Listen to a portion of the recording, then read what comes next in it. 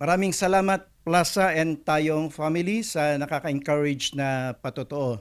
Marami pa po tayong susunod na mga testimony na magtataas ng pangalan ng ating pong Panginoon at pakinggan po ninyo at abangan po ninyo ang mga testimony na yan. Ngayon po ay araw po ng kalayaan, ipinagdiriwang sa Pilipinas, June 12, ang ika-122 taong kaarawan ng atin pong kalayaan. Hindi ko alam paano nila isa-celebrate ngayon ito, pero nakikiisa po tayo, kaya sa unahan ng ating pong pananambahan ay pinaawit ko ang ating pambansang awit. Nagpapasalamat tayo sapagkat kahit saan tayo naroroon, pwede nating gunitain ang ating araw ng kalayaan. Pero bagamat araw po ng kalayaan, mga kapatid, nais kong ipaalala po naman din na bawal pa din pong lumabas. Baka sabihin nyo, ay araw ng kalayaan, lalabas ka na. Hindi ho. Kahit pa sabihin natin, nag-comply ka sa mga requirements, kung wala ka din lang naman mahalagang gagawin sa labas, bakit ka pa kinakailangang lumabas? So, bawal pa din pong lumabas. Speaking of negative test sa COVID, nagpapasalamat po ako sa ating Panginoon. Una, nakita nyo naman, napakaraming nag-negative, na binasa kong isa-isa yung kanila pong pangalan. At nagpapasalamat din po tayo sa ating Diyos sapagkat lumabas na po yung result ng akin pong negative COVID test result nitong nakaraang linggo. Ako, si Pastor Benhar at saka si Sister V, nagpa-test po kami, na-required kami ng gobyerno na dumaan. Maybe preparation ito sa nalalapit na pagbubukas ng The Evangelical Church. Ito po ay nagpapasalamat tayo sa Diyos sapagkat lahat ng atin pong mga workers ay mga negative. Nag-meeting kami ng Board of Trustees nitong nakaraang linggo. Sa lahat ng nag-submit ng kanilang test, huwag nyo na mababanggit baka sabihin galing sa akin, lalabas na tismoso ako niyan. Merong isa sa mga TEC, the Evangelical Church Pastor, na sabi ay nanireport na nag-positive sa COVID test. So atin pong isama rin siya sa atin pong panalangin. Sa pagbabalik po natin sa ating pong pananambahan, i-heads up ko na kayo na mayroong new normal. Binanggit ko na nakaraang Friday po yan. Ito ang madadatnan po ninyo na itsura ng ating pong church. From 525, ngayon ay magiging 150 na lang. Nasa 30 yata ang ginawang capacity. Talagang sinunod yung 2 meters by 2 meters na social distancing. So kung pag kayo nasa pulpito naman, ito naman yung makikita nating itsura ng ating pong church. So pag-pray po natin. It's a matter of time. Tayo ay magkakasama-sama din sa pagsamba sa atin pong Panginoon. Okay, meron tayong panibagong series na tinatalakay dahil sa natapos na yung dalawang series po nitong nakaraang 2 buwan. Ngayon naman pong buwan na to, ang akin pong tatalakayin, Back to New Normal in the Life of the Apostles after the Pentecost. Ang tatalakayin natin ang the Book of Acts. Hindi naman detailed explanation ng Book of Acts, kundi ang nakita ko, mga kapatid, ang mga disciples, after the Pentecost, nagkaroon sila ng tinatawag na new normal. Nagbago yung buhay nila. Nagbago yung kanilang mga practices, nagbago yung kanilang mga purpose, nagbago yung direction ng kanilang buhay, at from then on hanggang sa sila ay mamartyr, hanggang sa sila ay kuhanin na ng ating Panginoon, yun na po ang naging buhay po nila. Yun na yung naging routine ng kanila pong buhay. So tinitingnan ko, spiritually speaking, not only spiritually speaking, kung hindi, tinitingnan ko rin naman kung yung bang possible ba na yung kung ano yung nangyari sa Book of Acts hanggang sa dumating ang ating Panginoong Hesus, yun na yung dapat na mangyari sa church? Yun na ba yung dapat mangyari sa mga anak ng ating Panginoon? Posible po mga kapatid Kung kaya, sa tingin ko mga kapatid, ang COVID-19 na ito ay reset button ng ating Panginoon upang balikan natin kung paano nagsimula ang unang iglesia ng ating Panginoong Diyos hanggang at kukunin natin yung kanilang mga principles, yung kanilang mga practices, hanggang sa dumating na ang atin pong Panginoong Hesukristo. So meron po tayong 4 na tinatalakay para po sa atin pong panibagong series. Tinitingnan natin ang 4 na themes. Ang i-expound po natin, the Holy Spirit, Church, Mission, and Sufferings and Persecution.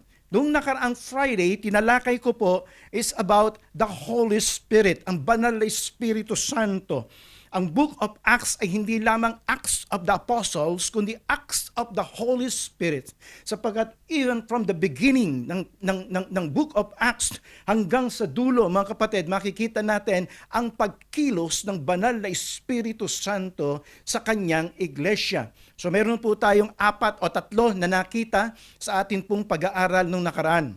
The presence of the Holy Spirit, the filling of the Holy Spirit, and the power of the Holy Spirit.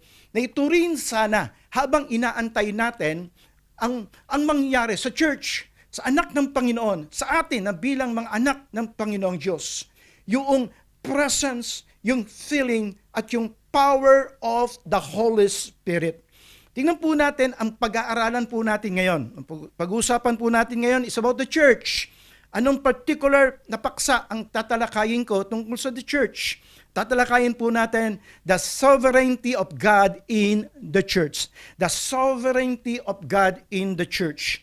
Ang ating Panginoong Diyos ay sovereign, hindi lamang sa buong mundo, sa lahat ng kanyang nilikha, lalo't higit sa lahat sa kanyang mga anak. Ipinakita niya ito sa Book of Acts. At ngayon, sa ating pagbalik sa new normal, ng practices ng unang iglesia ng ating Panginoon, dapat makita po natin kung paano nagiging sovereign ang ating pong Panginoon sa pagkilos sa kanyang banal na iglesia. Tingnan po natin ang 3 bagay na principles, truth, na makikita po natin about the church, the sovereignty of God in the church in the Book of Acts. Meron po tayong 3 na makikita. Number 1, the birth of the church. Number 2, the life of the church. And number 3, the work of the church. Tingnan po muna natin ang number 1, the birth of the church. Ipaliwanag ko lamang po ng konti.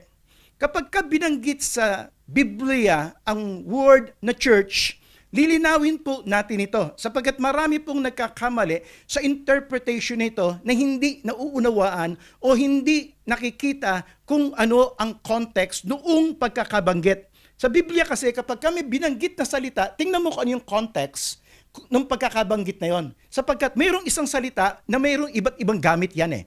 So tingnan po natin ang 2 bagay. Una, meron po tayo makikita na pagkakaiba ng universal church at saka local church. So, pag binanggit ang word na church sa Biblia, titingnan mo, ano ba ito? Universal church or local church? Ano pagkakaiba nito? Medyo bibigyan ko po kayo ng konting crash course dito po sa pag-aaral ng church. Ang word na church sa Biblia ay ecclesia. Ang simpleng meaning lang po niyan ay assembly. Yun ang pagkakagamit nun.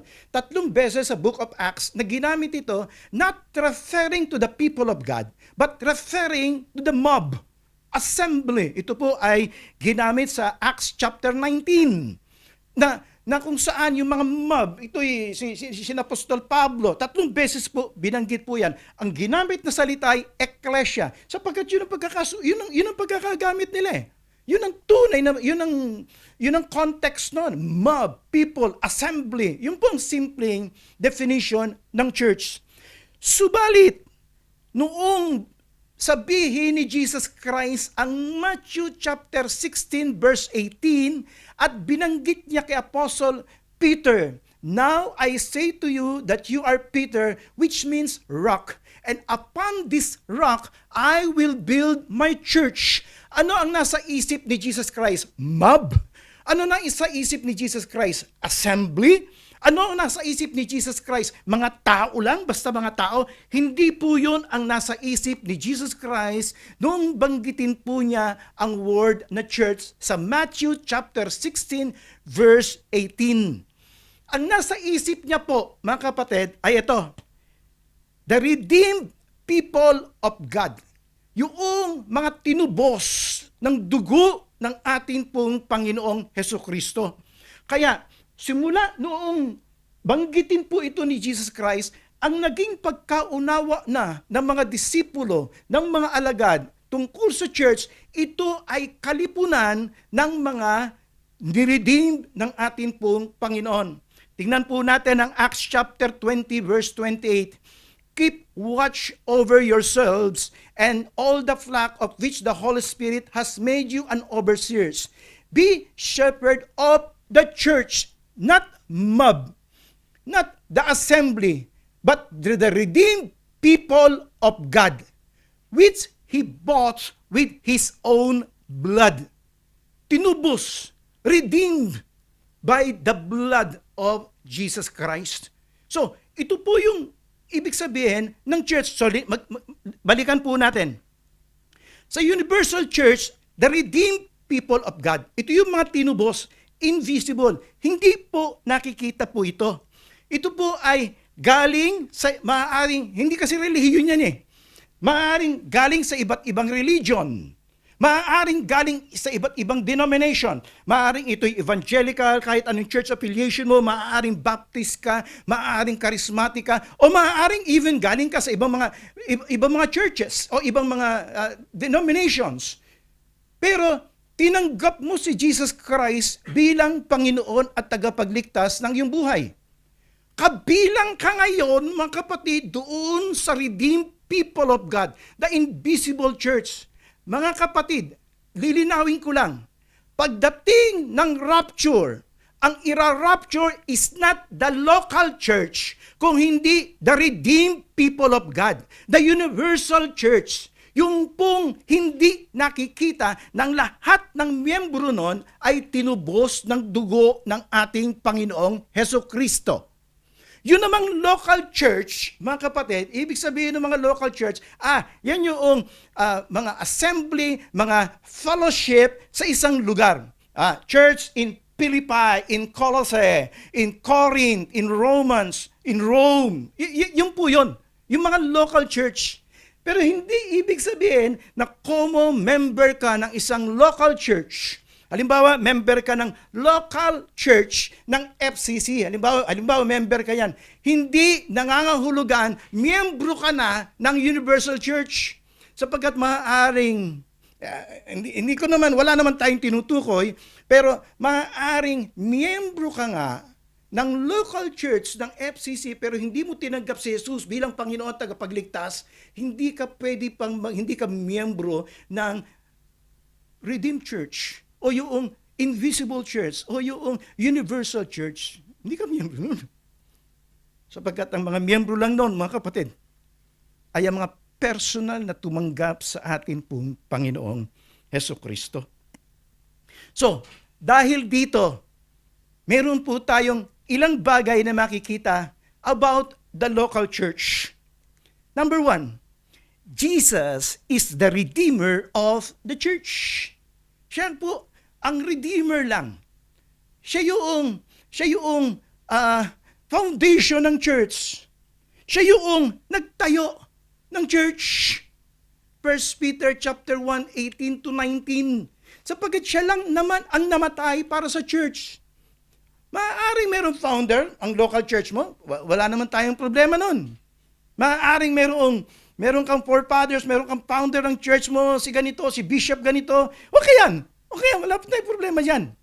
Pero mga kapatid, yung pong universal church, ang tanging nag-redeem lang po dyan, namatay.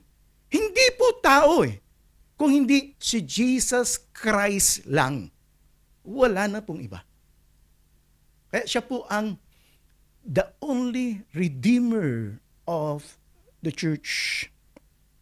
Tingnan po natin ang pangalawa. Jesus is the head of the church. Tingnan natin ang birth ng church. Una kita natin, Jesus is the Redeemer. Pangalawa, Jesus is the head of the church. Siya po yung ulo. Sa science, kapag sinabi mong head, andyan ang control Nandiyan yung mga motor control. Pag gusto mong kumain, hindi naman nagsisimula sa bibig yan Dito sa utak yan, sa isip ho yan Nakita mo, may nakita kang pagkain, Pagkatapos nag-crave ka, kinuha ng kamay mo, diniktahan po lahat yan ng utak po natin eh. Galing po lahat dito yan eh. Ganon din naman, ang ibig sabihin na Jesus is the head of the church. The whole control of the body at siya po yung authority sa loob ng iglesia. Nag-delegate siya ng ibang authority. Nag-delegate siya sa mga pastors, sa mga elders, sa mga deacons, pero siya rin po ang head. Siya lang ang tanging head ng church. Tingnan po natin ang pangatlo.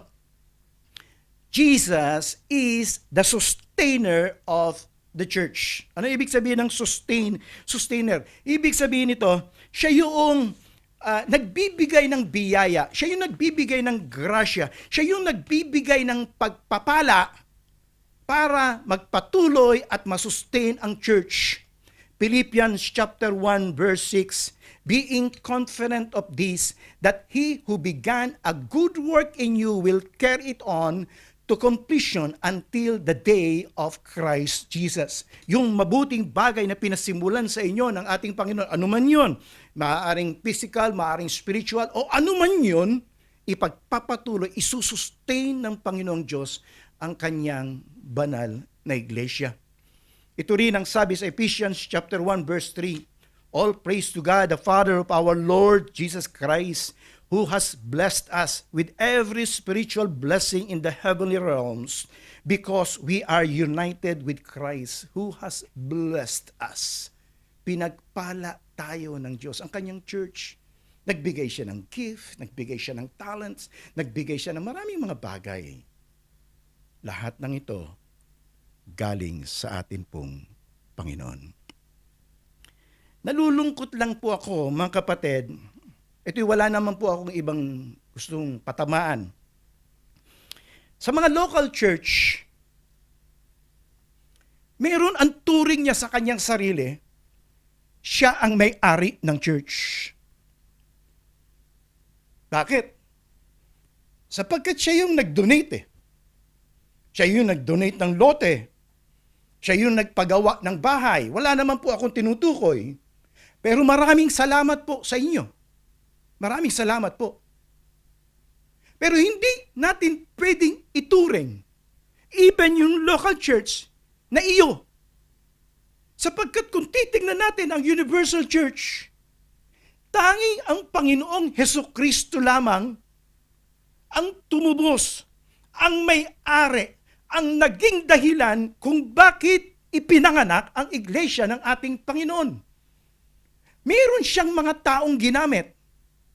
Meron siyang pastor, meron siyang missionary, meron siyang mga manggagawa, at maaaring ginamit ka ng Panginoong Diyos. Biniyayaan ka ng Diyos. Pinagpala ng Diyos ang negosyo mo. Binigyan ka ng biyaya at kayamanan ng Panginoon para gamitin upang itayo ang isang local church, pero wag mong angkinin na ito ay iyo. Wag mong angkinin na ito'y iyo.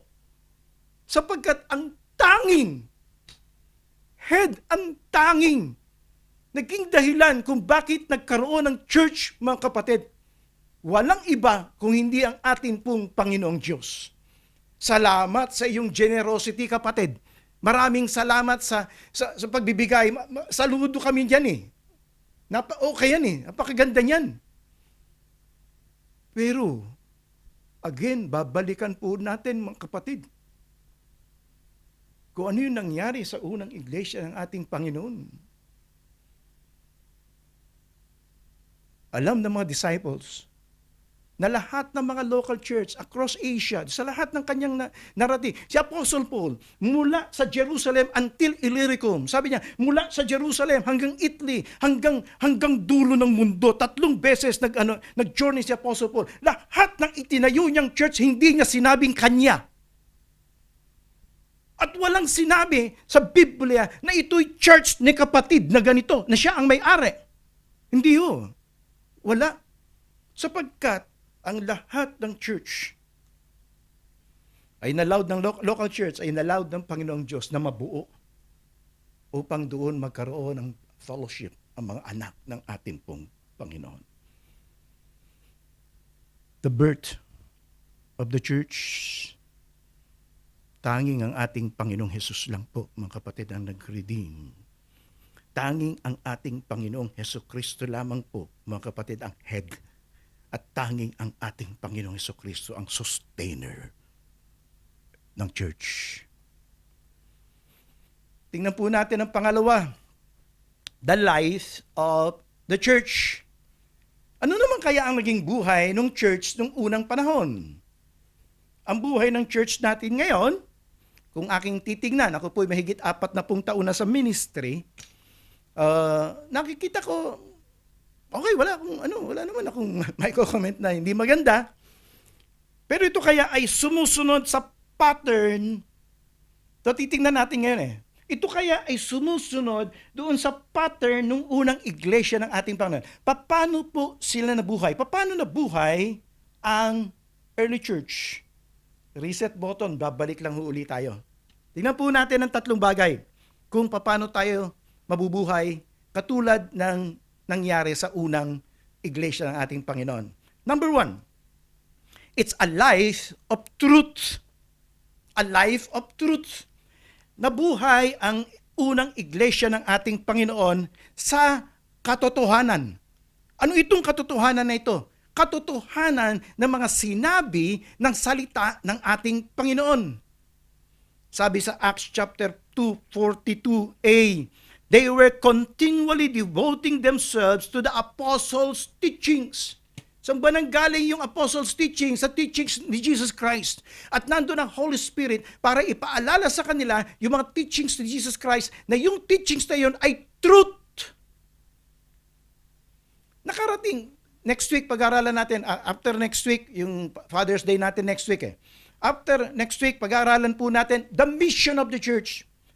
Nakarating ang salita ng Panginoong Diyos sa iba't ibang lugar sa panahon ng New Testament. At sa paghahasik noon, meron kang pupunta ang iba't ibang kultura Napunta sila sa Ephesus, napunta sila sa Athens, na napakaraming mga Diyos-Diyosan. Napunta sila sa isang mga lugar na hindi kinikilala si Jesus Christ. Iba't ibang kultura, iba't ibang tradisyon, iba't ibang relihiyon. Pero anong ginawa nila? Nag-blend ba sila? Ikinompromise ba nila ang truth? Hindi ho. Nag-stand sila sa truth. At yun ang kanilang binahagi. At yun ang kanilang isinyer. At yun ang kanilang ipinamuhay. Ganon din naman dapat ang church ngayon. Oo, 202 different nationalities, culture. Respeto lang ho sa lahat ng mga kultura na nandirito. Wala akong problema doon. Pero still, kung ano yung itinuro sa atin ng Biblia na katotohanan, mag-stand ka ron. Mag-stick ka doon. Hindi ka makikipag-compromise. Hindi ka mahihiya. Sasabihin natin kung ano ang katotohanan. Sabi sa Acts chapter 17 verse 11, ito yung nangyari sa Bereans. And the people of Berea were more open-minded than those in Thessalonica. And they listened eagerly to Paul's message. They searched the scriptures day after day to see if Paul and Silas were teaching the truth. Ito ang ginawa ng mga taga-Bereans. Hindi lang nila basta narinig. Tiningnan nila sa scripture, sa Biblia, kung totoo ang sinasabi nila at na-verify nila, truth. After this pandemic, mga kapatid, ito nawa ang maging new normal ng church. Hindi i-compromise ang truth. We preach ang truth, ipamumuhay ang truth. Tingnan po natin ang pangalawa. Hindi lamang a life of truth ang nakita ko sa pag-aaral ko ng Book of Acts. Ang nakita ko, naging buhay din ng church ay a life of love. Katuparan ito Yung Book of Acts at yung formation ng church, naging katuparan sa instruction ni Jesus Christ na nakasulat sa John chapter 15, verse 12 and 17. My command is this: love each other as I have loved you. Greater love has no man than this, to lay down his life for one's friend. This is my command: love each other. Alam nyo, mga kapatid, Kaya ka inilagay ng Panginoong Diyos sa isang community, sa isang church community, para i-practice mo ang pagmamahalan eh. Pag-iibigan sa isa't isa. Maraming sasabi, Pastor, pwede naman na makapag-worship ng nag-iisa ka. Sino ba naman nagsabing hindi? Pwede ako lumago na nag-iisa ka. Sino ba naman nagsabi ng hindi? Wala naman akong problema dyan. Pero bakit nais ng Panginoong Diyos na gusto maging member ka pa rin ng isang local church, ng isang community? Para to practice love. Paano mo practice ang love kung nag-iisa ka? Kaya ka inilagay doon, mga kapatid. Sapagkat, nandun ang mga kapatiran na kung saan ipapadama mo sa kanila ang pagmamahal ng Panginoong Diyos. At ganoon na naging buhay ng mga disciples, ng mga alagad at ng unang iglesia ng ating Panginoon. At nangyari pa nito, mga kapatid, yun ang naging impact eh. Naging impact po yung pagmamahalan po nila na nakita ng mga tao. Ibang klase yung grupong yun. Anong klaseng grupo yan? Ngayon lang nangyari yan. Yun po nakita nila eh. Sa paanong paraan nila? Sa pamamagitan ng pagdadamayan. And all believers were together and had everything in common. They sold property and possessions to give anyone who had need. Ito yung nangyari. Ang nangyari po, mga kapatid, meron nangangailangan sa church sa Jerusalem. So, ano po nangyari noon? Yung po mga church, yung mga mayayaman dyan, ginather nila yung kanilang mga ari-arian, pagkatapos ipinamahagi sa mga dukha. That's love. Hindi yung I love you lang, mahal kita. Hindi. Gumawa sila ng paraan para tulungan ang kapatid sa pananampalataya. Nag-uusap kami ng mga pastors and elders nitong meeting namin, sa virtual meeting namin. Sabi ko, maganda ang maging new normal ng church. Magkaroon tayo ng isang activity, magkaroon tayo ng isang programa na kung saan na doon na iikot sa buong church yung pagtutulungan sa isa't isa eh. Yung pagdadamayan eh. Halimbawa lang naman to. Hindi ko po naman sinasabi kasi workout pa namin. Halimbawa, mga free cycle. Halimbawa lang po, mga free cycle. Halimbawa, si Pastor Benji, meron na ako mga gamit na hindi kailangan. Yung mga dumbbell ko, hindi na kailangan. Halimbawa, meron ako mga sobrang gamit na, hindi ko na kailangan. Ano gagawin? Tatapon ko na lang? Hindi. Mas maganda na i-post ko to sa isang church website na kung saan ay kailangan niya yun. Others man's garbage is another man's treasure. Sa akin, sobra na yun. Patapo na yun eh. Bibenta lang, bibilin lang, 5 dirhams, babarating ka pa. Mas maganda na ibigay ko sa isang kapatiran na kailangan niya para maging malusog ang kanyang katawan at interesado siya. Mga damit ko anuman. Maraming paraan eh. Ang point ko, mga kapatid, ganoon ang unang iglesia noon. Sila nagdadamayan eh. Sila po nagtutulungan. At ganoon nila ipinakita sa kanilang community a life of love. Isang community na tinawag hindi para magdebate sa isa't isa. Isang community, kasi noon mga community, ano ba mga community? Wala pa naman mga Red Cross, wala pa naman mga Rotary Club noon diyan o TODA o wala pa naman siguro niyan. Anong klase mga mga samahan noon? Hindi ko alam. Mga Pharisees, mga Sadducees, ang ginagawa nila. Mga nagdidebate sa Biblia. Dumating ang isang church. Dumating ang isang community. Look how they love one another. Na nagmamahalan sila sa isa't isa. A life of love. Tingnan po natin ang pangatlo. A life of righteousness. Righteousness or holiness. Naging importante sa church noong unang panahon ang pamumuhay ng may kabanalan. classic example nito, mga kapatid, ay si Ananias and Sapphira.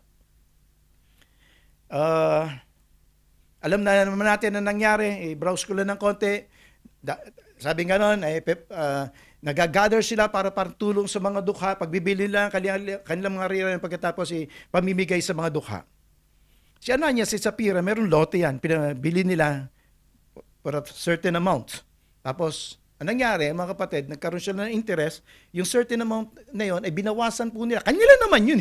Sabi nga ni Peter, wala namang problema, inyo yan eh. Inyo yan eh. Pero bakit sinabi mo ito presyo? Binago nila ang presyo. Binago nila. Alam niyo po ba kung ano nangyari? Ito sabi ni Peter.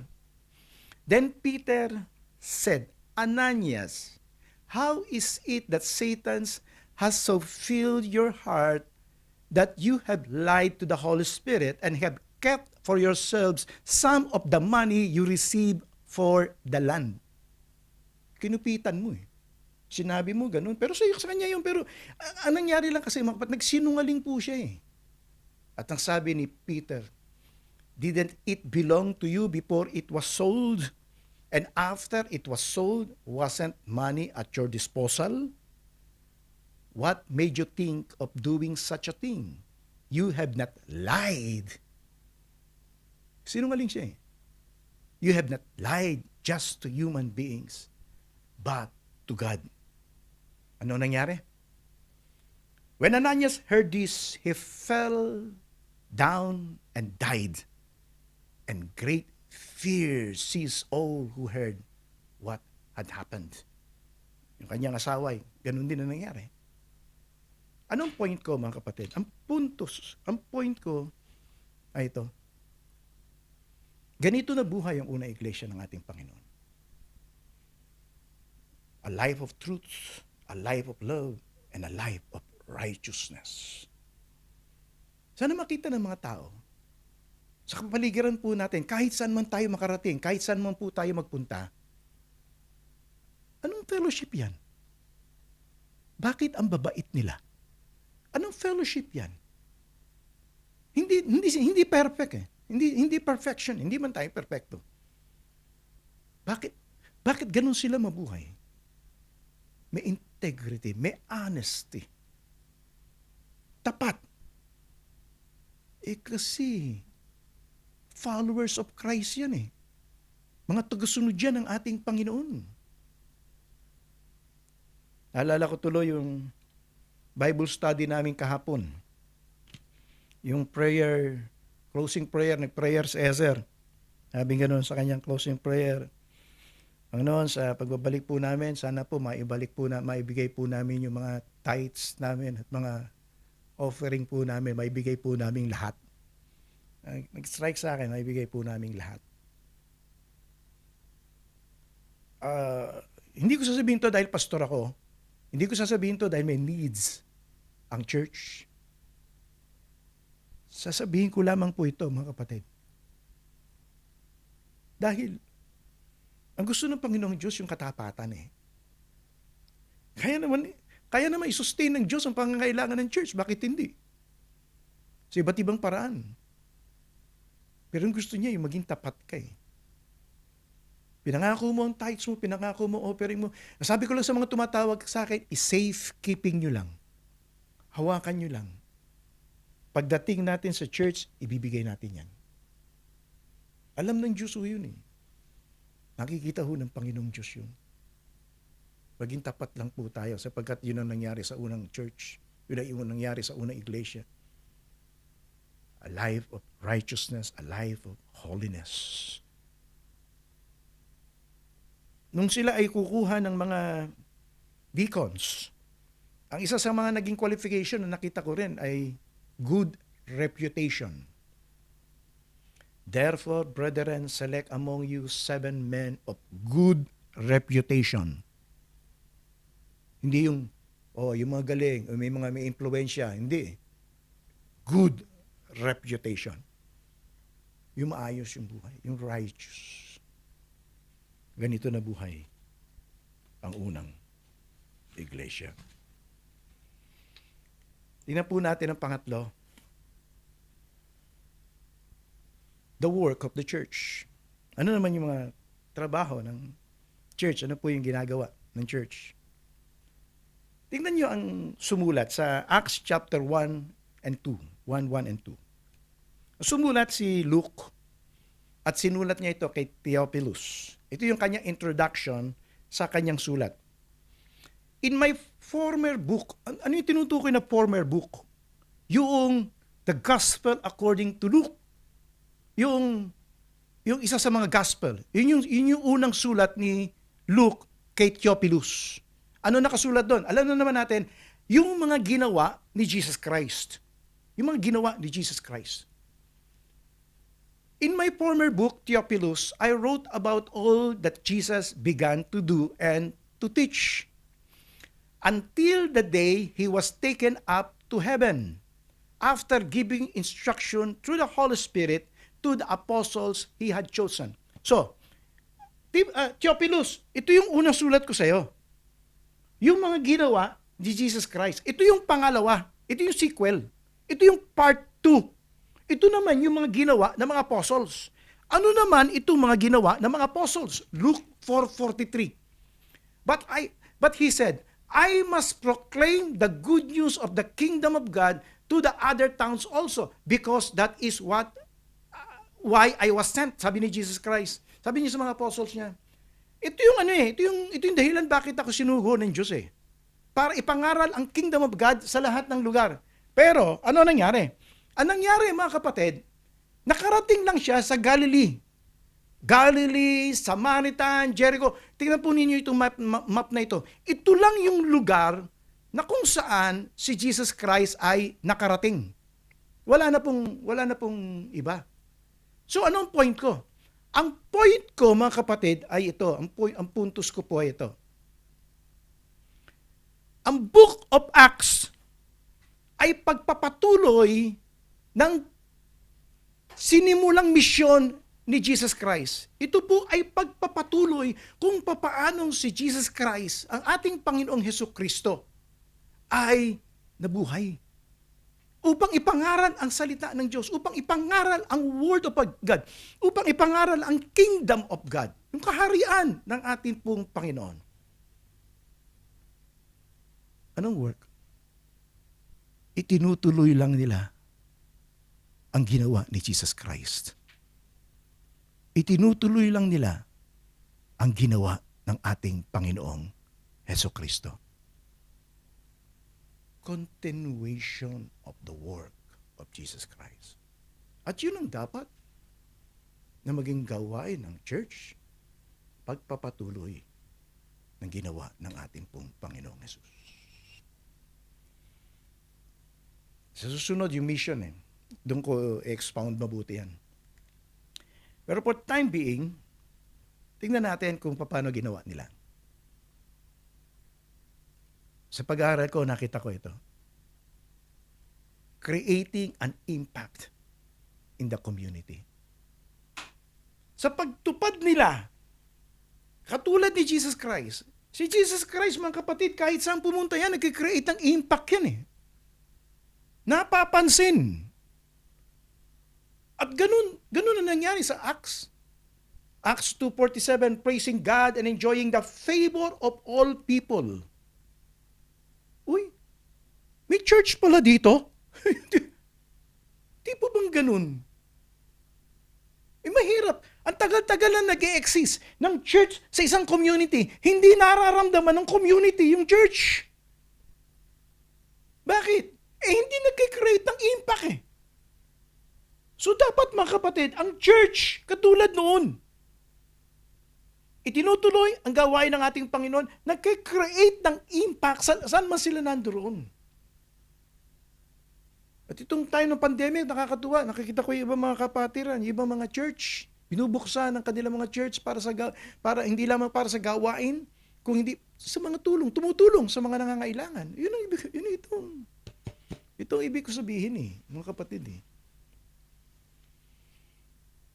nagkikreate ng impact. Hindi lamang ito maganda to. Transforming the community one household at a time. Alam niyo pa mga kapatid ko anong ginawa ng mga alagad, katulad ng ginawa din ni Jesus Christ. Kasi si Jesus Christ, nung time na nandirito po siya sa lupa, sa kanyang katawan lupa, pagkakatawang lupa, nagbigay ng importansya sa pamilya, sa mga sambahayan. Pamilya ni Zacchaeus, pamilya ni Lazarus. Nagbigay po siya ng importansya sa mga pamilya.